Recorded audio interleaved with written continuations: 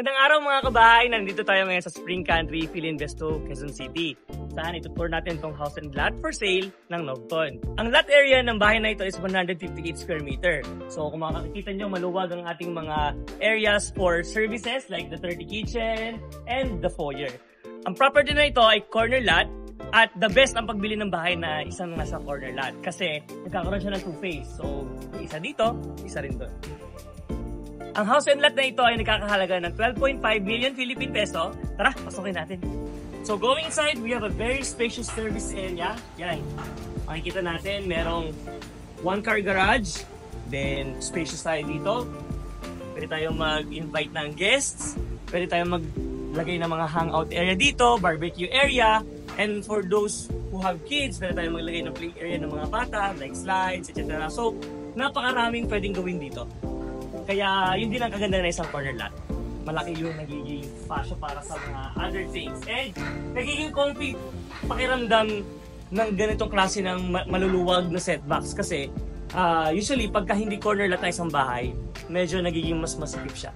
Minsan pagka maliit ang lote, napipilit na lang tayo mag-firewall sa both sides. So mas comfortable yung feeling kapag corner lot ang isang property. So dito, nandito na rin under the kitchen natin. Again, meron na naman tayong spacious area dito na pwedeng gawing, again, siguro dito yung barbecue area. Then, lalagay ka doon ng mga tables, chairs, pwedeng gawing garden. So, may mga ready rin tayong mga plant box sa ganong cases. Kaya, yun, ready talaga namin siya for any occasions na gusto nyong gawin sa park na to. Ngayon naman, nandito tayo sa main entrance. So, pasok tayo. So, pagpasok natin ang unang bubulaga sa atin ay yung living area. Kung sakali, syempre, pwede tayo mag-set up na furnitures, TVs, dito tayo mag-welcome ng guests. And, ang concept ito is the usual and yung trend ng isang bahay, which is the open designing. Sama-sama living, dining, and kitchen, para sumunod. Niligyan natin siya ng partition para yung setup ng furnitures natin eh hindi masyadong maging awkward. And also, kaya rin natin siya nilagay dito is para magkaroon ng somehow design itong polo na ito na nasa gitna. So going here, we have the dining area. Tayo mag-set up ng dining area. And of course, meron din tayong dining area connecting to the lanay. So sa lanay, may guest tayo, syempre minsan hindi kasya doon. So mag-set up tayo ng table doon, connecting pa rin yung mga tao, hindi walang ma-OOP pa. So after that, kitchen, So we have a C-type kitchen wherein this is the bar counter. Dito tayo mag-serve ng food, tapos dito tayo mag-prepare ng food, and this is where we wash the dishes. Pero usually, ang dishes sa dirty kitchen talaga ginagawa yan. So we have multiple cabinets in the kitchen.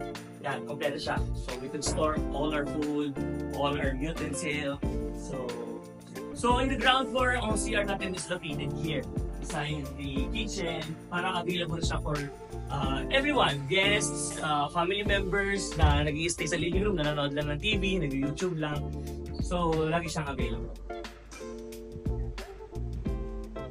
So here we have a multi-purpose area kung saan yung magiging buyer is ngayon ay pwede mag-decide kung gusto nilang gawin ito. Pwede siyang guest room, pwede siyang mini office sa mga freelancers, pwede rin siyang maging play area ng mga bata since kung susumahin lahat ng bedroom available dito sa bahay nito, it is a 4-bedroom house.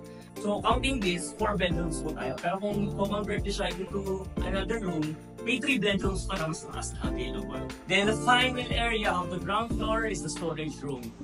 Siyempre, the best pa rin yung may preparation tayo for storage kasi bahay na natin to, lifetime. So, ang gamit, hindi naman yan nagiging pa-content, lagi yung parami. So, we have our shoe cabinets here. We have our main storage here. So, pwede na nilagay dyan yung mga luggage natin, mga extra food, extra clothes, mga items na hindi na nagagamit. So, may preparation din tayo dyan.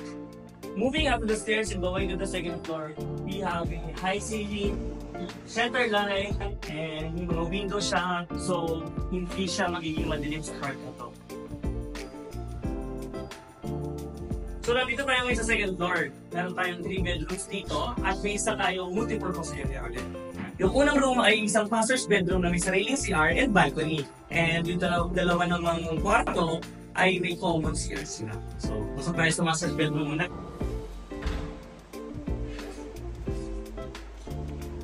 So in the master's bedroom, meron tayong allotted space for your bed and you also allotted a preparation ng cabinets para sa mga damit, sa mga bag ni misis.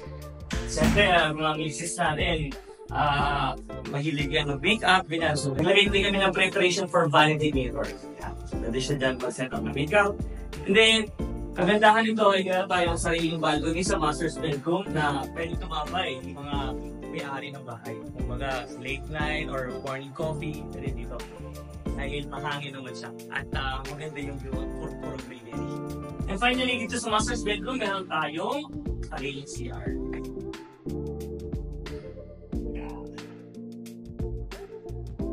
So, bisitahin naman natin yung dalawang bedroom. So, may isang bedroom dito na available.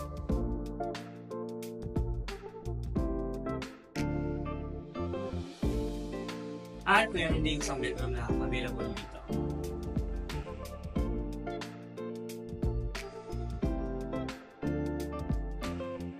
And then dito naman, meron tayong balcony, ulit, at meron tayong multi-purpose area. So if you have kids again, pwede siya maging study area.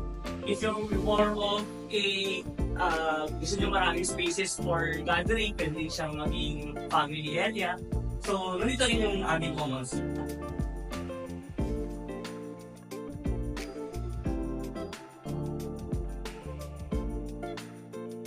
Maraming salamat kabay sa pagtapos ng video. Sana nagustuhan nyo. At kung kayo ay interested na bilhin ng house and lot na property na ito, tawagan nyo lang itong number na to at magpaset ng house tour. See you kabay!